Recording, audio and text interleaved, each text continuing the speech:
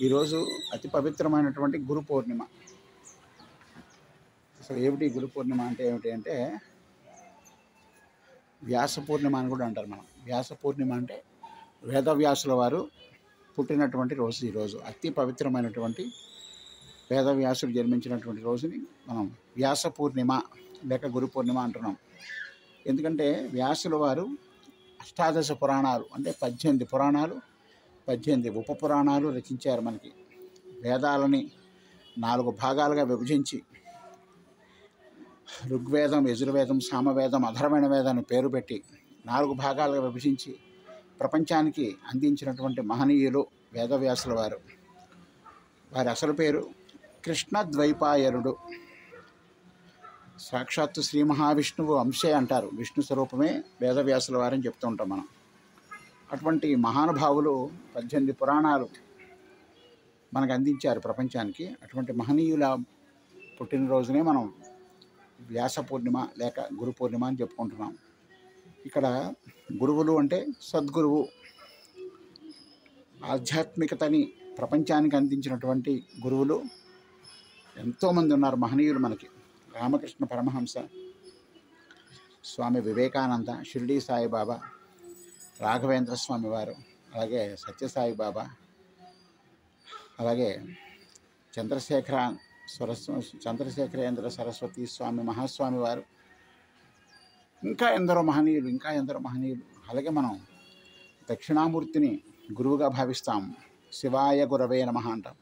అలాగే కృష్ణుణ్ణి గురువుగా, కృష్ణం వందే జగద్గురు అంటాం. అలాగా మనం గురువు అంటే అర్థం ఏంటంటే అజ్ఞానాన్ని తొలగించేవాడు అని అర్థం. గు అంటే అజ్ఞానము, రు అంటే తొలగించేవాడు. మనలో ఉన్నటువంటి అజ్ఞానం అనే చీకటిని, అజ్ఞానాన్ని తొలగించేవాడు గురువు అర్థం. అంటే తల్లిదండ్రులు జన్మనిస్తారు. తల్లి మనకి 9 మాసాలు మోచి అంటది. తండ్రి అతని యొక్క ఆలనా పాలన చూసుకుంటాడు. కానీ జీవితానికి ఉపయోగపడేటువంటి పరమార్థాన్ని మాత్రం బోధించేది గురువే. ఆ గురువుని మనం ఎంత పూజించి సేవిస్తే మనకంత మంచి జరుగుతుంది, భగవంతుని యొక్క ఆశీర్వాదం అంత ఉంటుంది అంటాం మనం. అలాగా ప్రపంచంలో ఎందరో మహనీయులు, ఎందరో మహానుభావులు, అందరికీ వందనము అంటాం. ఎందరెందరో సద్గురువులు ఉన్నారు, ఎందరెందరో ఆధ్యాత్మిక గురువులు ఉన్నారు. వారందరికీ కూడా మనం పేరు పేరున ప్రాతస్మరణీయం చేయాలి. ఎందుకంటే ఉదయం లేవగానే వారిని స్మరించినా కూడా పుణ్యమే, అఖండ పుణ్యమే. కాబట్టి గురువుని సేవిస్తే, పూజిస్తే మనకి కలిగేటువంటి ఫలితాలు అనంతం, అఖండం, అమేయం, అద్భుతమైనటువంటి మనకి ఫలితాలు మనకి లభిస్తాయి. కాబట్టి గురు పూర్ణిమ అంటే గురువుని సేవించడం. ఇక్కడ ఆధ్యాత్మిక గురువు అని అర్థం. ఇక్కడ ఆధ్యాత్మిక గురువులు ఉన్నారు మనకి.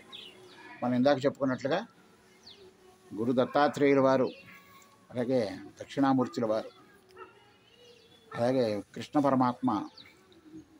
ఇలాగా మనం ఆధ్యాత్మిక సాధనలో గురువుగా ఎన్నుకొని వారిని మనం కనుక సాధన చేస్తే మన జీవితము ఎంతో అద్భుతంగా, అప్రమేయంగా ఎదుగుతుంది. కాబట్టి గురువు అనేవాడు, మనకి విద్య నేర్పిన వాడిని కూడా గురువు అని అంటాం. ఆ విద్య నేర్పిన గురువుని కూడా పూజిస్తూ, సేవిస్తూ అతని వెంటే ఉంటే మన జీవితం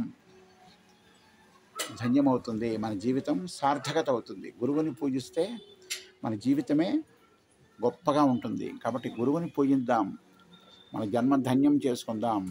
గురు బ్రహ్మ గురుర్విష్ణు గురుదేవో మహేశ్వర, గురు సాక్షాత్ పరబ్రహ్మ తస్మై శ్రీ గురవే నమః. గురవే సర్వలోకానాం భిషజే భవరోగిణాం నిధయే సర్వవిద్యానాం దక్షిణామూర్తయే నమః. కృష్ణం వందే జగద్గురుం, కృష్ణం వందే జగద్గురుం, కృష్ణం వందే జగద్గురుం. శ్రీ గురుదత్త, జై గురుదత్త, జై గురుదత్త, శ్రీ గురుదత్త, జై గురుదత్త. శ్రీ సచ్చిదానంద సమర్థ సద్గురు సాయినాథ్ మహారాజ్ కి జై.